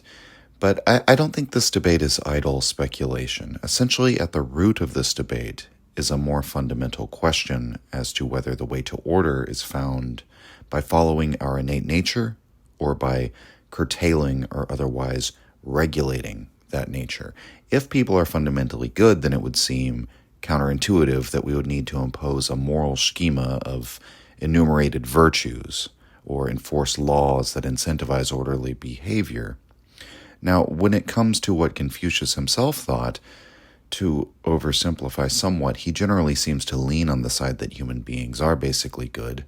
But Confucius does think that we require moral instruction. And even if holding these two views together isn't, a true contradiction, even if they're not truly dichotomous, I think by implication, right, there's a bit of an ambiguity there. Because Confucius holds both positions. He believes in the basic goodness of people and also the fact that there's a need for them to be morally instructed. That kind of creates this ambiguity to his teachings, and so it makes possible these two opposite interpretations. And what is interesting is that both seem to take influence from Laozi as well, both Mencius and Xunzi. This passage is in Book 6 of Mencius, and it should illustrate what I mean by this. Quote, Lao-Tzu said, "Man's nature is like whirling water. If a breach in the pool is made to the east, it will flow to the east. If a breach is made to the west, it will flow to the west. Man's nature is indifferent to good and evil, just as water is indifferent to east and west." Mencius said, "Water indeed is indifferent to east and west. But is it indifferent to high and low? Man's nature is naturally good, just as water naturally flows downward. There is no man without this good nature, neither is there water that does not flow downward. Now you can strike the water and cause it to splash upward over your forehead, and by damming water and leading it, you can force it uphill. Is this the nature of water? It is the forced circumstance that makes it do so. Man can be made to do evil, for his nature can be treated in the same way." End quote. So Mencius reminds us of a leitmotif of the Tao Te Ching, that water always seeks the lowest level. Now, that's not a unique insight to Lao-Tzu, and water as a downward moving element in contrast to fire as an upward moving element. I mean, these associations appear, for example, in the I Ching. But we might be reminded of Lao-Tzu's correlation of the downward movement of water to the behavior of the Tao or the way of the sage, the superior person as analogous to this behavior. So just as water naturally seeks the lower, human beings naturally seek the good. Evil is accounted for as something artificial, a disruption of the basic human goodness that would otherwise simply follow its own good nature. But this is somewhat of a strange analogy for Mencius to use, because the whole idea of manipulating the course of water, I mean, this goes back to legends about the earliest days of Chinese history, that by creating dams and dikes and channels, that's how, that was one of the things that was attributed to the deeds of these early sage emperors. That was like a genius thing that they did. Isn't the Confucian moral regime, couldn't that be compared to sort of controlling or steering the flow of water? Couldn't you use that sort of metaphor for this whole regulation of human nature? But of course, Mencius doesn't use precisely that metaphor. He talks about, well, the first thing, just sort of striking the water and causing it to splash upward. So he gives kind of an image of chaos, right? Of interceding to create chaos in the natural flow. Or he talks about doing it, making it go uphill which could be, we could conceive of a situation where that would be useful for someone, an engineer, or a hydraulic engineer might need to make water go uphill, but nevertheless, it seems to be the case that that's not the nature of the water. It's something that he's causing the water to do, manipulating it to do. Let's look at another parable that I think helps further elucidate Mencius's point. Quote, "The trees of the Neo Mountain, or Ox Mountain, were once beautiful. But can the mountain be regarded any longer as beautiful since, being in the borders of a big state, the trees have been hewed down with axes and hatchets? Still, with the rest given them by the days and nights, and the nourishment provided them by the rains and the dew, they were not without buds and sprouts springing forth. But then the cattle and sheep pastured upon them once and again. That is why the mountain looks so bald. When people see that it is so bald, they think that there was never any timber on the mountain. Is this the true nature of the mountain? Is there not also a heart of humanity and righteousness originally existing in man? The way in which he loses his originally good mind is like the way in which the trees are hewed down with axes and hatchets." End quote. So the mountain is currently bald, treeless, but is that the true nature of the mountain? No, it's just as vice and wickedness are not the true nature of human beings. We all have a natural heart of righteousness and humanity. So we could regard man's goodness as like a tree that would naturally sprout up were it not continually hacked down or grazed away. And I think this gets us some of the way to reconciling Mencius's position, in that we may now understand why it is that people act wickedly when they're in fact basically good. Virtue and learning are required as a way of perhaps safeguarding that natural goodness. Perhaps it's a fragile thing. As such, we can regard the roots of the classical Confucian virtues as natural tendencies in man that could be compared to these sprouts and buds. In fact, that's just the terminology that Mencius uses, sprouts that must be nurtured and protected so that they can develop along their natural good course. We could even argue that if there wasn't some natural tendency towards virtue, some natural instinct at the foundations of it, it would be impossible to get man to follow any course of moral instruction. The reason why we are receptive to such a thing is because of these sprouts, which serve as the beginnings of the virtues. Mencius elaborates in a famous passage from the second book, quoting here in abridged form, quote, "All men have the mind which cannot bear to see the suffering of others. We see that a man without the feeling of commiseration is not a man. A man without the feeling of shame and dislike is not a man. A man without the feeling of deference and compliance is not a man, and a man without the feeling of right and wrong is not a man. The feeling of commiseration is the sprout of humanity. The feeling of shame and dislike is the sprout of righteousness. The feeling of deference and compliance is the sprout of propriety, and the feeling of right and wrong is the sprout of wisdom. Men have these four sprouts just as they have their four limbs. Having these four sprouts but saying that they cannot develop them is to destroy themselves. When they say that their ruler cannot develop them, they are destroying their ruler." End quote. If we circle back to that guiding question, where is the way?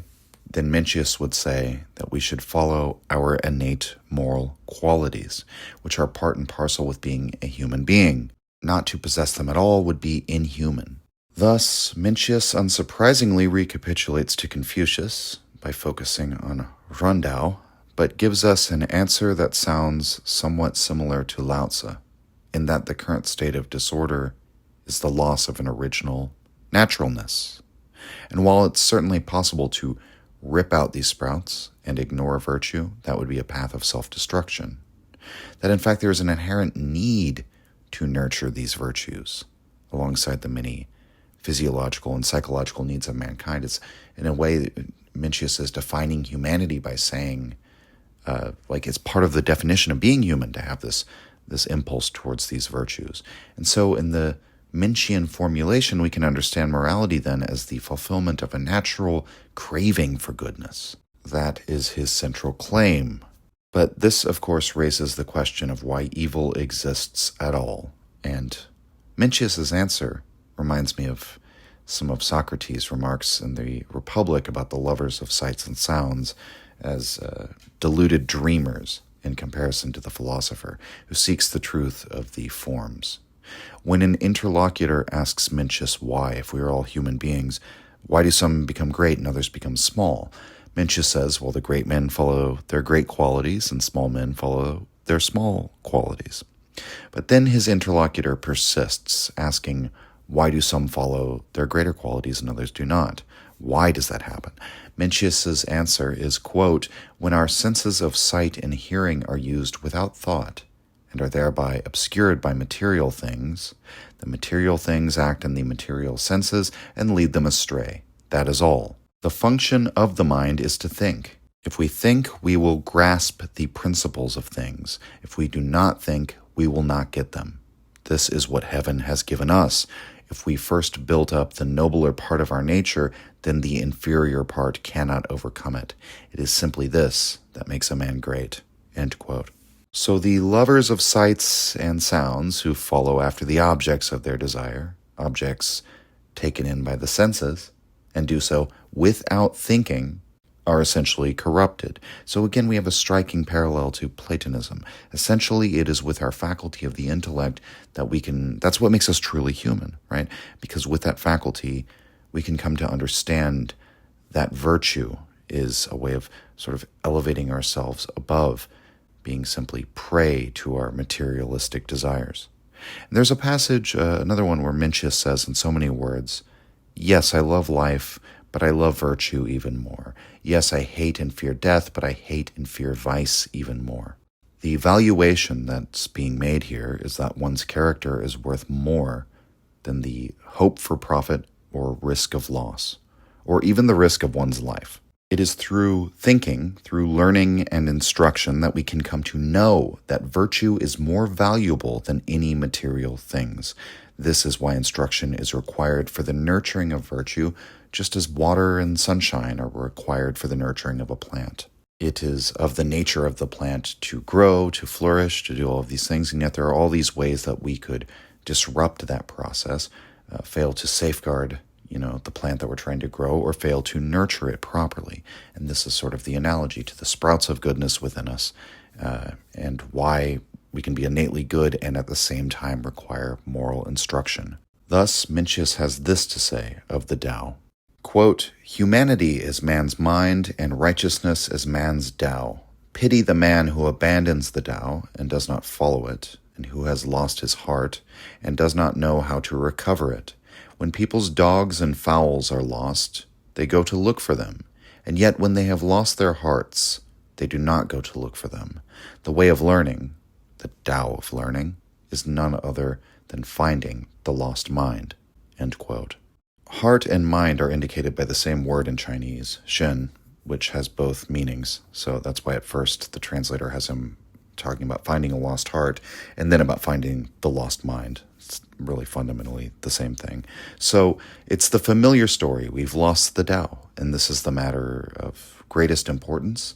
Mencius has a similar conception of the Tao as Confucius, with the elaboration that learning is the recovery of our lost humanity, but he gives an image of the way's destination as an original naturalness that sort of naturally sprouts upward, rather than a top-down directive from, say, heaven. Although he does, that comes with a caveat that these are gifts that heaven has given us, man's natural virtue, something like that. And I want to note before we move on that we know basically nothing about Mencius as a person. We know he was a professional teacher. We know roughly the dates during which he lived, sometime in the 4th century. We know he was an opponent of the Mohists and the followers of Yang Zhu. The Mohists were a school that was somewhat pragmatic. They believed in achieving the common good through impartial decision-making. They stressed frugality. They thought that ceremonies and music were wasteful. Yang Zhu, meanwhile, was an individualist, I suppose you could say, who basically said that life is short, you should just live for yourself and your own happiness. It should be obvious from Mencius's doctrines that he was staunchly opposed to these positions. But other than these bare facts, there are few certain details of his life. He mostly survives through his work, but his work is so remarkable in many aspects. Of all the philosophers of this period, no one gives more care or attention to the welfare of the people, the general populace, and no one reaches quite the same level of idealism as regards the human condition as Mencius does. And I mean idealism here in both the philosophical and the colloquial sense of the term. After all, they usually accompany one another. Mencius is both optimistic about the human race, but he also holds, again, the idea, the course of learning and instruction above our material desires. Our final figure for consideration today will be Xunzi, whom Wing-Sut-Chan notes was incredibly influential during the Qin and Han dynasties, this is basically the integrative, unified period that followed the Axial Age. But he fell into obscurity afterwards, and that left Mencius to be regarded as the main successor to Confucius for a very long time. Few commentaries were written on him, although in recent years, Xunzi has regained some popularity. His dates have him born in 298 BC and living until 238. He was born in Chao. When he was 50, he journeyed to Qi, a kind of scholarly Mecca at the time. He was warmly received as the most prominent amongst them. He had a short-lived career in government and then spent the rest of his life teaching. First, let's consider his statements on human nature in opposition to Mencius. In chapter 23 of the Xunzi, he states his case clearly and unequivocally. This is an abridged excerpt, quote, "The nature of man is evil. His goodness is the result of his activity. Man's inborn nature is to seek for gain. If this tendency is followed, strife and rapacity result, and deference and compliance disappear.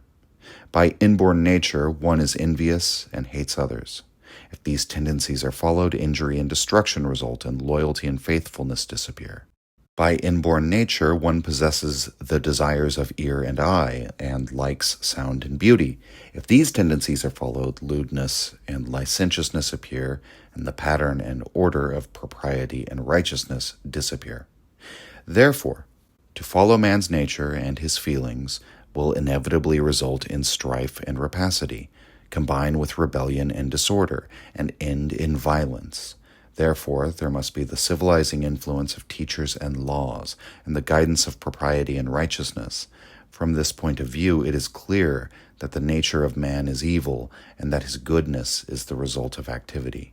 Crooked wood must be heated and bent before it becomes straight. Blunt metal must be ground and whetted before it becomes sharp. The sage kings of antiquity, knowing that the nature of man is evil, and that it is unbalanced, off the track, incorrect, rebellious, disorderly, and undisciplined, created the rules of propriety and righteousness, and instituted laws and systems in order to correct man's feelings, transform them, and direct them so that they all may become disciplined and conform with the Tao. Now, people who are influenced by teachers and laws, accumulate literature and knowledge, and follow propriety and righteousness are superior men, whereas those who give rein to their feelings, enjoy indulgence, and violate propriety and righteousness are inferior men." End quote. So this passage, it includes most of the major concepts that we've been discussing that the philosophers of the Axial Age have been concerned with in China. We have a narrative about the sage kings of antiquity, those who showed man the Tao in former times. According to Xunzi, we have a new narrative. They did this by instituting laws and systems.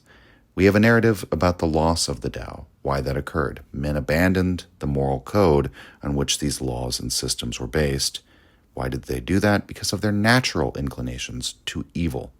Where Mencius sees the sprouts of goodness in man, Xunzi sees the sprouts of vice. But he's not like, for example, Thrasymachus, who thinks that men are naturally bad, and therefore that's just what it's like. That's what people are. Xunzi says they're naturally bad, but they can be made good. In fact, they have to be made good. Goodness has to be taught to them, because otherwise their impulses will lead them to disorder. Where Mencius uses natural metaphors of the flowing stream or growing trees, Xunzi prefers the metaphors of shaping the wood, tempering the blade. So he's very alike to Mencius in seeing learning as the solution, but he doesn't think that this satisfies a natural craving for virtue. That's not an accurate description of the way of mankind. The way of mankind, if it were to be followed just naturally, the natural way of mankind would lead us to immorality. So why would this be the case? Wouldn't heaven have given mankind a virtuous nature, if indeed the Tao of heaven is this moral order? Well, Xunzi also reinterprets the Tiandao and puts forward a view of nature that is almost indifferent, and in that sense his view of nature is not all that different from Laozi. Xunzi writes, quote, "Heaven operates with constant regularity. It does not exist for the sake of the sage emperor Yao, nor does it cease to exist because of the wicked king Chia. Respond to it with peace and order, and good fortune will result. Respond to it with disorder, and disaster will follow. If the foundations of living, i.e., agriculture, are strengthened and are economically used, then nature cannot bring impoverishment. If people's nourishment is sufficient and their labor in keeping with the seasons, then nature cannot inflict sickness. If the Tao is cultivated without deviation, then heaven cannot cause misfortune. Therefore, flood and drought cannot cause a famine, extreme cold or heat cannot cause illness, and evil spiritual beings cannot cause misfortune. But if the foundations of living are neglected or used extravagantly, then heaven cannot make the country rich. This is how the Tao works. One who understands the distinctive functions of heaven and man may be called a perfect man. To accomplish without any action, and to obtain without effort, this is what is meant by the office of heaven. This being the case, although the way of heaven is deep, the perfect man does not deliberate over it. Although it is great, he does not devote any effort to it. And though it is refined, he does not scrutinize it. This is what is meant by not competing with heaven. Heaven has its seasons, earth has its wealth, and man has his government. This is how they are able to form a triad. To neglect man's part in the triad and put one's hope in those with which he forms a triad is indeed a mistake." End quote. So heaven, earth, and man make this three-part structure, and man has to hold up his end of things, if that makes sense. He has to be responsible for his own sphere of affairs, not look to heaven or earth to take care of it for him, nor try and spend too much time scrutinizing or deliberating over the way of heaven, right? Something like that. Spending his intellectual energy trying to comprehend the deep and mysterious affairs of things that are beyond his control or understanding or perception. But above all, the success or failure of mankind is due to his own efforts, his own prudence in ordering his affairs, with the knowledge that nature doesn't change to become more or less forgiving, depending on whether there is a good king or a bad king, whether virtue or vice rule in the kingdom. What matters is how we respond to the demands or to the necessities of nature. The way of heaven is deep and obscure. Xunzi says later in the passage, the perfect man doesn't expend his energy trying to know the way of heaven. By turns, he echoes Laozi and Confucius. The eternal Tao is ineffable, after all. But also one should concern himself with his own Tao, the Tao of human beings. He should hold up his part of the triad. What is clear is that just as man's feelings have to be perfected, nature must be mastered, at least to the extent that the foundations of life, agriculture, man's reaping and sowing, the source of man's nourishment, that has to be actively managed. So man is evil by nature, his goodness is the result of activity. Nature itself is indifferent, can impose all sorts of harsh realities on man. Man's flourishing within nature is also the result of activity. These things don't happen by themselves. As Xunzi says later in the same chapter, quote, "Heaven does not give up the winter because people dislike cold," end quote. Now, all of this may seem rather, obvious to those of us who possess, what would you say, like a scientific or realist understanding of nature, but this is fairly radical given how the mandate of heaven was thought to have worked. Xunzi encourages the ruler who understands the interrelation between the way of man and the way of nature to master nature appropriately. And he has some verses about this, or some lines. And keep in mind as we read through this that heaven and nature, again, the same term is used. Quote, "Instead of regarding heaven as great and admiring it, why not foster it as a thing and regulate it? Instead of obeying heaven and singing praise to it, why not control the mandate of heaven and use it? Instead of looking on the seasons and waiting for them, why not respond to them and make use of them? Instead of letting things multiply by themselves, why not exercise your ability to transform and increase them? Instead of thinking about things as things, why not attend to them so that you won't lose them? Instead of admiring how things came into being, why not do something to bring them to full development?" End quote. In words such as these, we have an underlying sentiment that would also appear in the West at the birth of the scientific enlightenment in the writings of Francis Bacon. It is the task of learning to give man a knowledge of nature so that he can compel nature to serve his needs.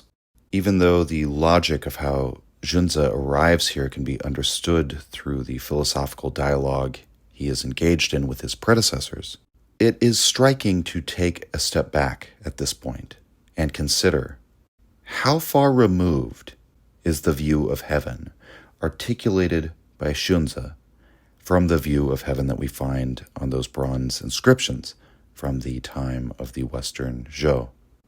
The very fact that we could justifiably translate heaven in these lines as nature, and that this translation seems perhaps more commensurate not only with our understanding of the world, but also with the spirit of Xunzi, I think that attests to this vast distance in worldview. When, on the bronze inscriptions in the Western Zhou period, and they're talking about the way of heaven and the mandate of heaven, heaven is absolutely the right way to translate that term, that concept. But by the time we get to Xunzi, he's talking about heaven in an almost fully depersonified, de-deified form. We can't really imagine the Western Zhou calling for regulating heaven or trying to control the mandate of heaven. This is new language. And so, to Xunzi, we ask a final time in this episode, where is the way? Where is the Tao? Once again, he tells us that mankind must be perfected through virtue, but the destination is not a natural goodness. In fact, the way of nature and the way of mankind are distinguished more sharply than they have ever been before. For Xunzi, the way of heaven no longer seems as though it is a thing to emulate. Heaven's Tao, rather, is incomprehensible, can't be fully understood. It works in spontaneity and in unconsciousness. It brings forth things through non-action. But our concern should be with the human part of the triad. Trying, as a human being, to bring things forth through non-action would seem to be folly. Zhuangzi is now understood as the mastery of Tiandao, rather than the other way around. To the extent that we can understand the rhythms and patterns of nature, we could use this knowledge to produce order, but it is not out of human nature, quote unquote, that this order is produced. For what is natural in us is precisely what is disorderly. Thus, Xunzi is a naturalist, but in the opposite sense that Laozi is a naturalist. Laozi believes in following nature, whereas Xunzi is a naturalist in that he comes close to what we would call today a naturalistic understanding of the physical world. And he certainly doesn't agree with following nature. That, again, would be folly. It has to be regulated. It has to be mastered. And so, with that, I hope I have helped you make sense of the ways in which the term Tao was used philosophically throughout the axial age. And, I think more importantly, hopefully we've sort of gotten a sense for the associated questions that come along with determining which Tao mankind ought to follow. But there is one very important character that we have not yet discussed, and that is Zhuangzi. The Zhuangzi is the work of Chinese philosophy that more than one interpreter has suggested to be comparable to the philosophy of Nietzsche, at least in some important respects. Before we embark on such an effort at comparative philosophy, however, we're going to spend an episode considering Zhuangzi on his own terms. But we will save that for next time. Thank you for joining me. Zaijian. If you enjoyed the Nietzsche podcast or found it helpful, you can visit us and support the show at patreon.com/untimely-reflections. The link is in the description. Or just share the show with any of your friends that you think might enjoy it or on social media. Thank you for your support.